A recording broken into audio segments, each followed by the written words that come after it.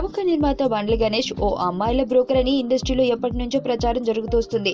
బడా బాబులకు అమ్మాయిలను సరఫరా చేసి బండ్ల క్యాష్ చేసుకుంటున్నాడని, ఆ బిజినెస్ వల్ల స్టార్ హీరోలతో సినిమాలు చేసే పెద్ద నిర్మాతగా ఎదిగాడని రూమర్లు చెక్కలు కొడుతున్నాయి.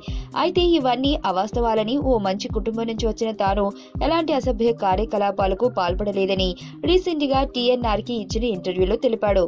అయితే హీరోయిన్ మీరా చోప్రా మాత్రం పరోక్షంగా బండ్లపై కామెంట్ చేసింది. అతడు అమ్మాయిల బ్రోకరే అన్నట్లుగా ట్విట్టర్ వేదికగా ఓ ట్వీట్ పెట్టింది. ఇది నిజమేనని బండ్లకి శత్రువైన సచిన్ జోషి కూడా ట్విట్టర్ లో స్పందించాడు. అతడు పెద్ద ఫ్రాడ్ అని, త్వరలోనే అతని బండారాలన్నీ బయటపడతానని చెప్పుకొచ్చాడు. బండ్ల గణేష్ లాంటి బ్రోకర్స్ చాలా డేంజర్ అని, అవసరమైతే వాళ్ళు తమ ఫ్యామిలీని కూడా అమ్మేస్తారని విరుచుకుపడ్డాడు. ఇలాంటి వ్యక్తుల్ని బాయ్కట్ చేయండి అంటూ పవన్ కి ఓ ఉచిత సలహా కూడా ఇచ్చాడు. త్వరలోని ఓ లైవ్ ఇంటర్వ్యూలో బండ్ల నిజాలని నిగ్గు తేల్చుతానని పేర్కొన్నాడు. ఇలా సచిన్ ట్వీట్ల మీద ట్వీట్లు చేస్తుండగా మీరా చోప్రా తాను బండ్లపై చేసిన ట్వీట్ ని డిలీట్ చేయడం కోసం మెరుపు.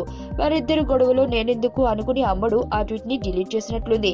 ఏదేమైనా బండ్లపై వీరు చేసిన ట్వీట్లు సోషల్ మీడియాలో దుమారం రేపుతున్నాయి.